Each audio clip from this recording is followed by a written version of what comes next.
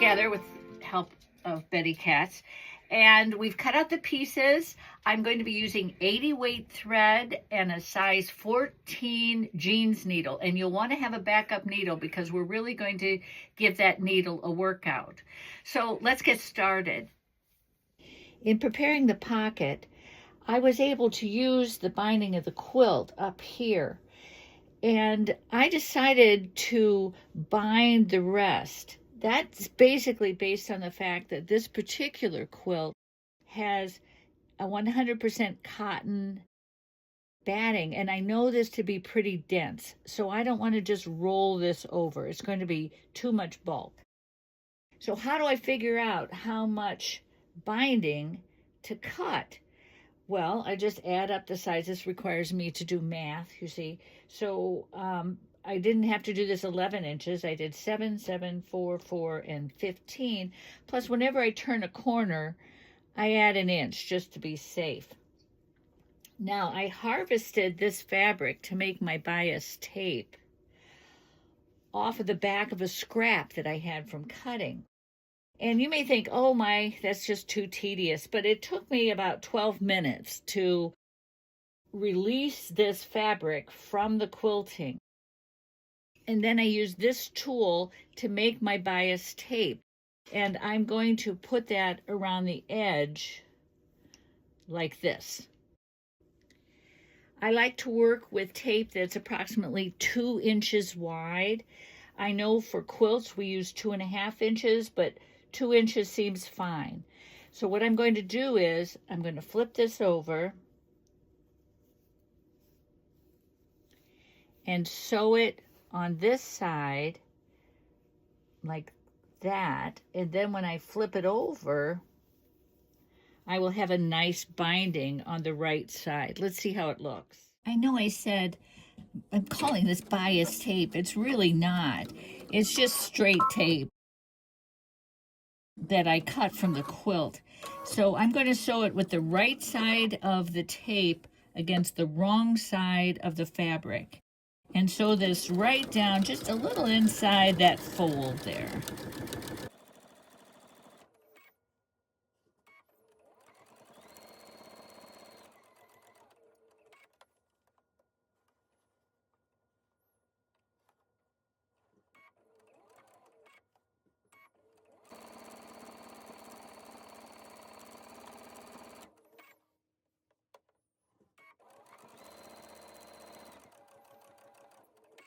In order to turn these corners, I'm stitching within about a 1/4 inch, and then I'm going to back tack, cut, and lift, fold it up like this. This is why I need that extra bit at the corners. Start again about a 1/4 inch in. And this is just a quilt binding technique that may be only new to you if you haven't quilted before.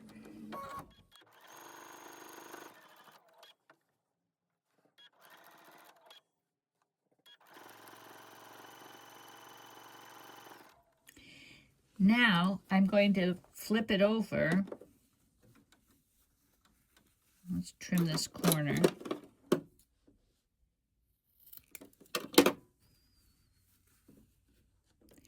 And we're going to stitch down the outside like that.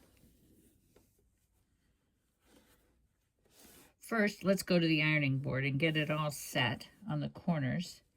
And then it'll be very easy to stitch, edge stitch right along here.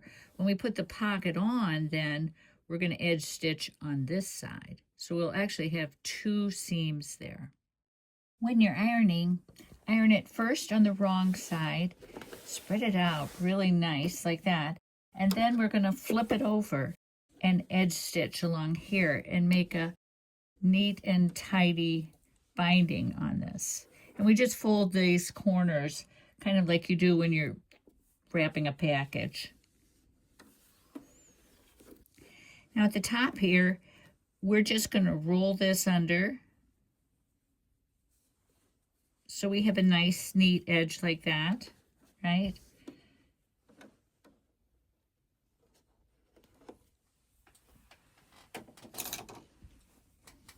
Get my handy owl to hold us down. Okay.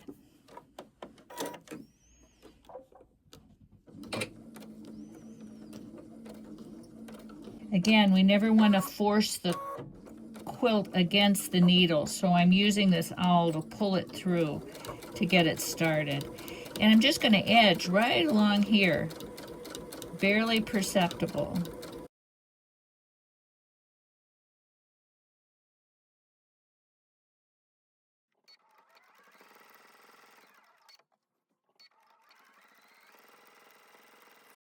I know this seems like it takes some extra time, but this is nothing compared to fighting with the pocket, trying to turn it under and making it even, and then fighting all that bulk in your machine.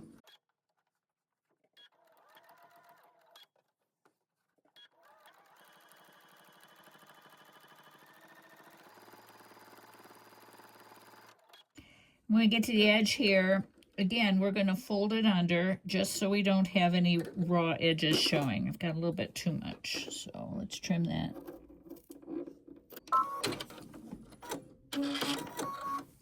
This gives us a nicely trimmed pocket that will be really, really easy to attach to our hoodie.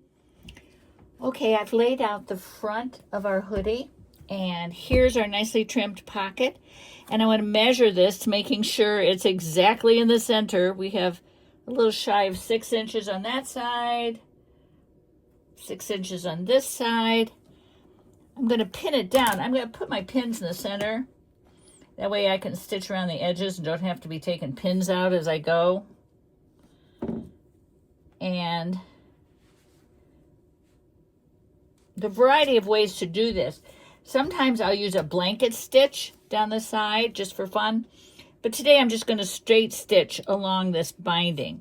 So I'll go across here, down here, like that. And leave this open. When we start to sew the pocket, of course, this is going to be a high stress area. So I want to reinforce that. And I'm going to stitch down a couple stitches. Then I'm going to turn it like this and do some reinforcing. Back that back up. Now we're ready to sew on our pocket. And I'm just going to edge stitch all the way around, right on the very edge.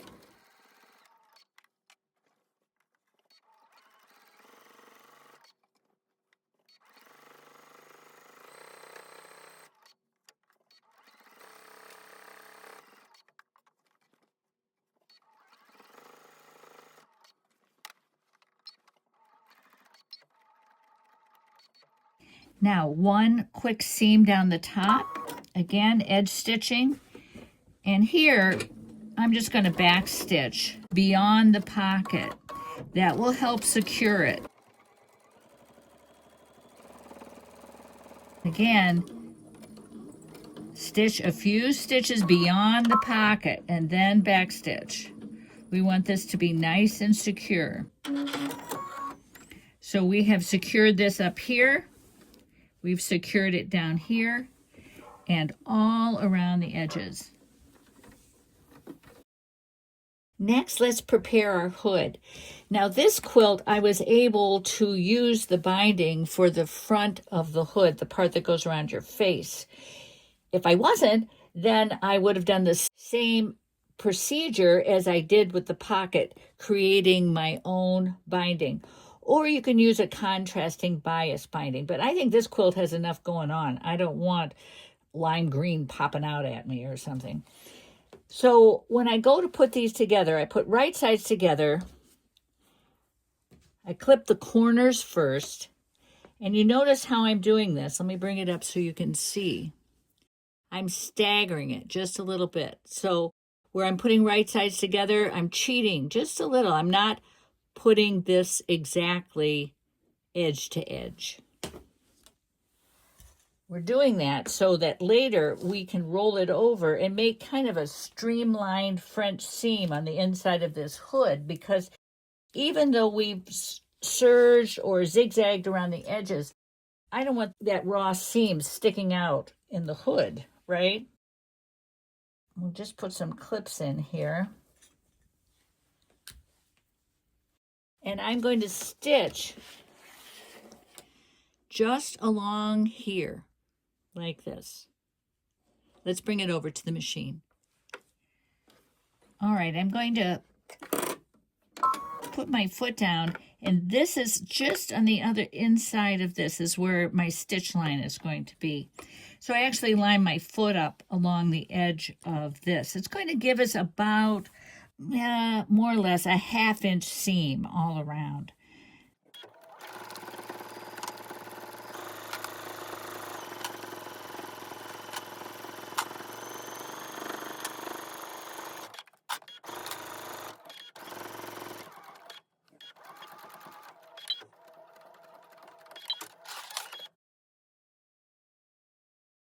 Now we're ready to finish our seam. And all I'm going to do is roll this over and edge stitch.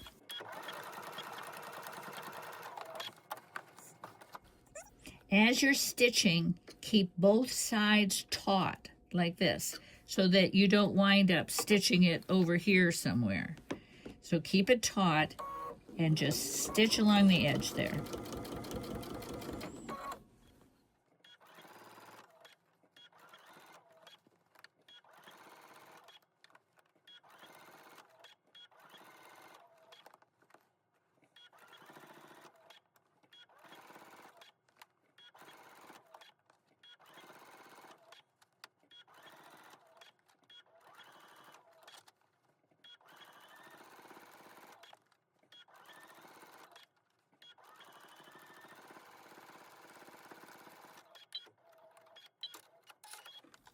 Okay, let's see how that looks. So this is the inside of the hood, all up there, and this is the outside. Okay, we have our hood put together, our pocket attached, and it's time to work on the shoulder seams. So let's put right sides together. And again, when I go to attach these, I am going to use that same method where I stagger the edges like this. When I clip, I usually start at the outside edge here. I want those to match up. Come across and attach here and just sort of ease this in. It always gets a little bit distorted when I edge stitch, either my serger or using a zigzag. So it will all fall into line once we start to sew.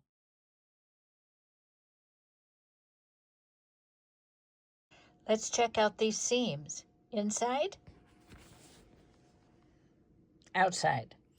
Okay, time to set the hood inside the hoodie. First thing we want to do is find the center back, and I'll mark that with a pin.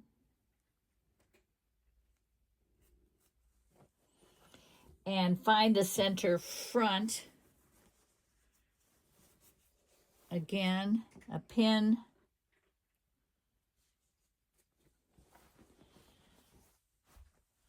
The center back on our hood, of course, is where the seam is. And we're going to put our hood right inside here, right sides together. Now, I don't reinforce this seam. I just sew it. So we'll do this. And then we're going to come around the front. And I want about, a 1/2 inch overlap here. So let's bring our other side up to the center. 1/2 inch. This is more like a 3/4 inch, right? Overlap. Now I'm going to clip around the rest and ease that right in.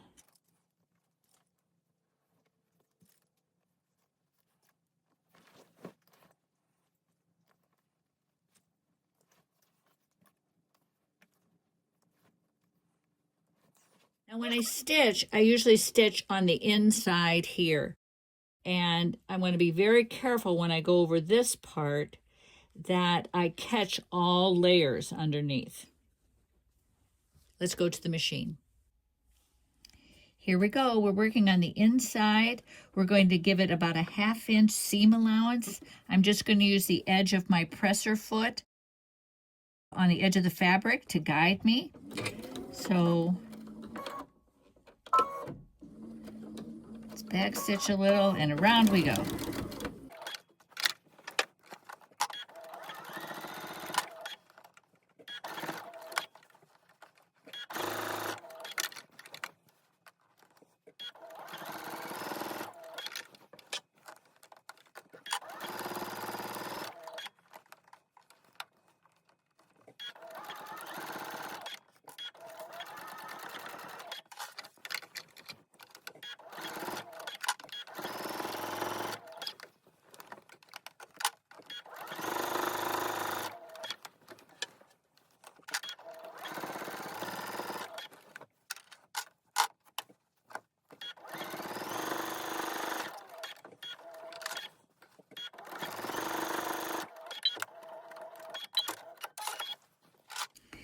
Now, I always go back and double check.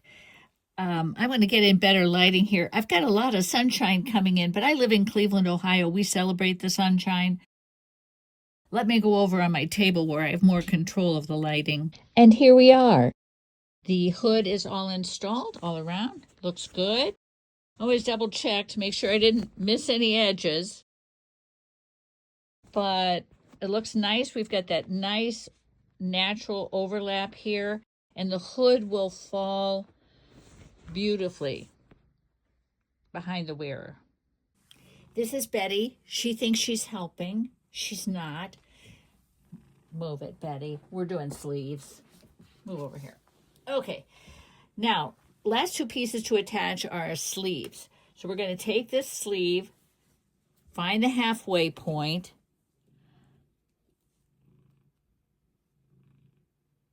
and we're going to line that up with right sides together.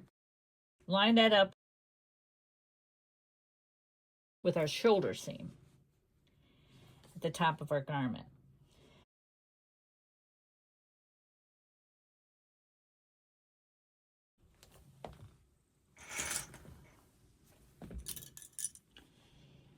I'm going to bring this down here and secure these. I am going to use my staggered seam here again. I'm staggering the garment longer than the sleeve. Not helping, Betty. Not helping. Down. We're going to stitch right along this line here, and this will give us about a 1/2 inch seam allowance.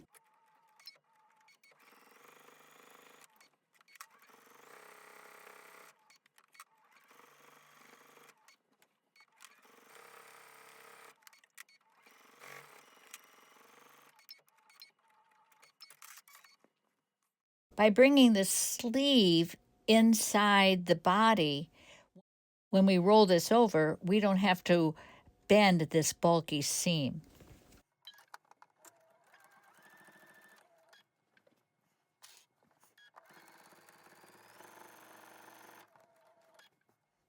You see, this bulky seam is just going to go straight here.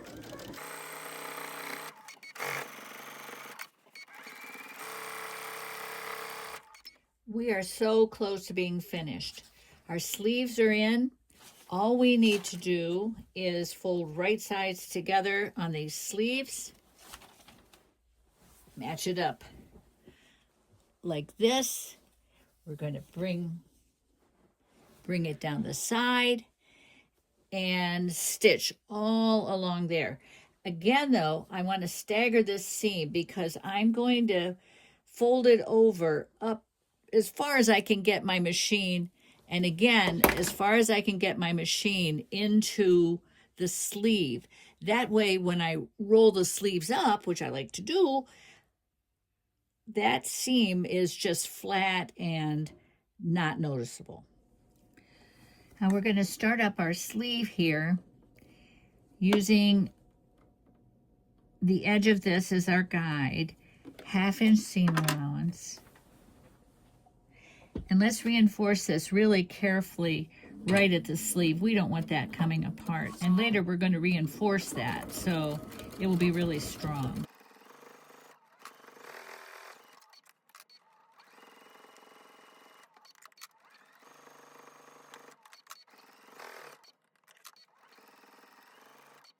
When we get up to the armpit, because of this seam here, we're going to encounter a lot of extra bulk.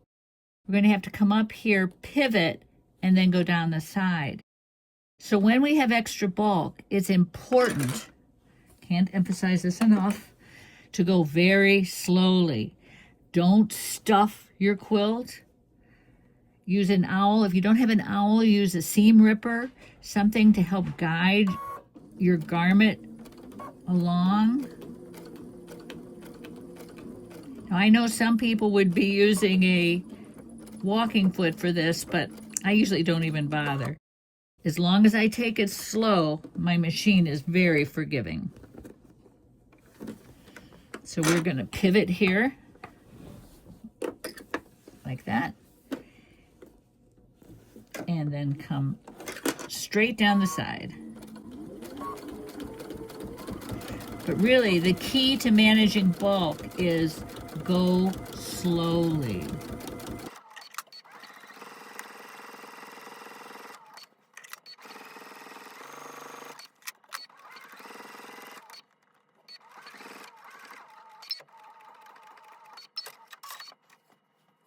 Oh, we are so close to being done. Let's turn it right side out. Now, this will give us an opportunity. We're going to go inside of the sleeve, reinforce this up to about as far as we can reach, all right? And we're going to do the same on the side seam. The best way to do this is by having it right side out and then working on the inside. So let's take it to the machine. A little extra bulk here where the binding is. Once again, I'm going to back stitch first and catch all those raw edges and then continue down. See how that wants to get stuck? But I'm pulling from back here. I'm not stuffing.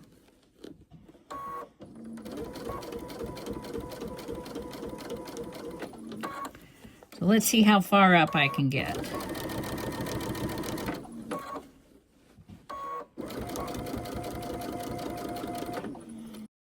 I think that should be good enough to handle our cuff. So let's backstitch a little. Cut. Let's finish the side seam the same way. Backstitch. Forward. Give it a little help here with our owl. Here we go. We should be able to get all the way up to the armpit on this.